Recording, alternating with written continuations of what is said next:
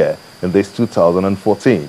And a warm welcome to Network Africa. I'm Benga Ashiru. Now, just about time to reflect on Africa, the big points, and those low watermarks in Africa's political landscape. Quite a lot of events won't be forgotten in a hurry, but surely many bookmakers of African history are yet to put down their pens on the demise of late anti-apartheid hero and the international icon of South Africa, Nelson Mandela. So now we'll be going down the streams of yesterday in this special documentary tagged Africa 2013 in Retrospect. Stay with us.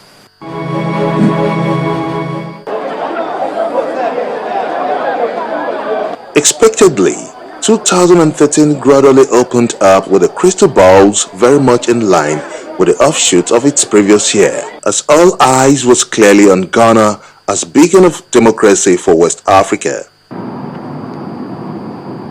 For a country spearheading a credible poll in the region, the West African nation has attracted over 2,000 international observers. However, the election had been concluded not without some attendant glitches. Not said something before. It's too horrible. Why? You people should do something about it. We are tired of it. But they had forged ahead to swear in the then president-elect, President John Dramani Mahama, as the president of the Fifth Republic of Ghana. I, John Dramani Mahama, swear that I will be faithful and true to the Republic of Ghana. With Nigeria's President Goodluck Jonathan in attendance amongst other African leaders. I think it was a normal election like we've had, successful, and indeed it would have gone down in history as the most transparent, free and fair, because absolutely no violence, but at the end of it pops up a dispute. But it's been like all other elections, transparent, free and fair. I do think that many factors go into an election, and there's no one factor that makes one win an election.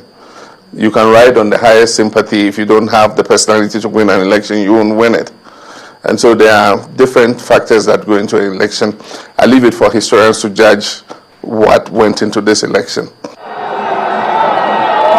What many had thought was a minor glitch in the election of President Mahama turned out a huge snag in the wheel of governance, as the two contending parties of the NPP and the NDC engaged in a long-drawn litigation over the controversial election of President John Dramani Mahama.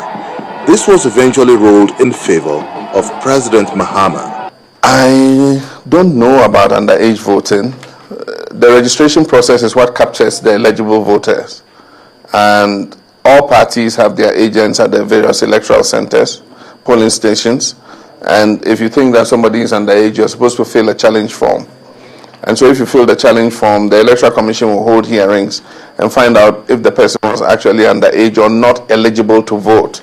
And so if you didn't fill challenge forms, and you come back later and say underage people voted, I don't know on what basis. It might be anecdotal. But Ghana's electoral system gives you opportunities at every step of the way to mount a challenge. And so if you don't mount that challenge, you cannot come back later and claim you can't come back and claim that something happened when you did not exercise your civic responsibility. In a desperate bid to find answers to the challenge of democratic institutions in Africa, African leaders rose to declare open the 28th African Union Summit with the theme Pan-Africanism and African Renaissance. The theme for the 28th Ordinary Summit of African Heads of State had raised a lot of questions in the face of the Malian overlapping crisis and that of Central African Republic, where another democratically elected government had been toppled. Basically, our role in Mali and Guinea-Bissau is to ensure peace and security in those two countries. Because we believe that a peaceful Mali and peaceful Guinea-Bissau is in our own national interest. Because we don't want a situation where terrorists, criminals, drug traffickers will use those territories to destabilize the West African sub-region. And that is why we've taken a very active role in fact, leadership role in ensuring peace and security in those two countries. At the home front in Nigeria, 2013 was a strong reminder for the build-up to a controversial centenary, as the 1914 amalgamation had come under scrutiny, raising questions about the terms of existence of Nigeria as a nation. The man in the eye of the storm surely had a lot to explain to Nigerians. For me, never than now should we try to reinforce the foundation of our existence. But what we do with the country today will decide the future of those who come behind us.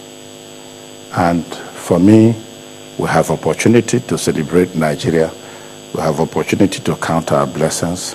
We have opportunity to look to the future. We have opportunity to realize that only together that we can become the giant we carelessly claim to be. The next hurdle for African leaders' journey to a vibrant democracy was the Kenya's election, with the 2007 political violence in mind. The nightmare still haunts, with the scars still visible. Me and my God are going to win the battle ahead. In spite of the US raising a yellow flag on Mr. Kenyatta's pending case at the ICC, a presidential election was held as part of Kenya's general election on March 4, 2013. It was the first presidential election in Kenya where presidential candidates would have potentially faced a second-round runoff between the first and the second if no one achieved a simple majority in the first round, and 25% of the votes cast in at least 24 counties. Deputy Prime Minister Uhuru Kenyatta was on March 9, 2013, declared winner by the Independent Electoral and Boundaries Commission. Again, many Kenyans would have to hold on to the mystery of fate, with the ICC raising the Rome Statutes of Article 26 and 36, which stipulates that an accused must appear at all hearings. The Hague Stand, which President Uhuru Kenyatta says would affect governance back home in Kenya. There is both a Constitutive Act, which clearly denounces unconstitutional and violent charge of government, and which prescribes that any country that happens is automatically suspended from the activities of the AU. So it is with the United Nations. So it is with ECOWAS. And of course the ECAS, the Economic Community of Central African States, which Central African Republic belongs to. There are internal dynamics in each country, which me and you, watching from outside, must appreciate. Those internal dynamics are determined by demography, the nature of the economy of that country, its history, and many other variables. President Bozizé himself led rebels to took over power from his predecessor. Ruled for 10 years, I think, or 8 years, and using the same Seleka, the elements of the Seleka rebels. I remember the elements in the Seleka rebels are mostly mercenaries from Mali, Niger, Chad, so on and so forth, who mercenaries thrive on wars.